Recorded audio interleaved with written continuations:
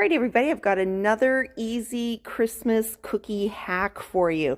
This time what we're doing is we're using our bowls, and they're the paper bowls, but you'll notice that inside they're coated, so they're really, really good for any kind of a baked item, cookies, obviously, squares, anything like that. And they come with these nice clear lids, so this one's just open without the lid. And all we did is we put a little bit of this tissue, and I actually was able to cut a full sheet into half, crumpled it up to serve as the base inside, layered the cookies, and then I'm going to add some of this really pretty gold sparkly tulle.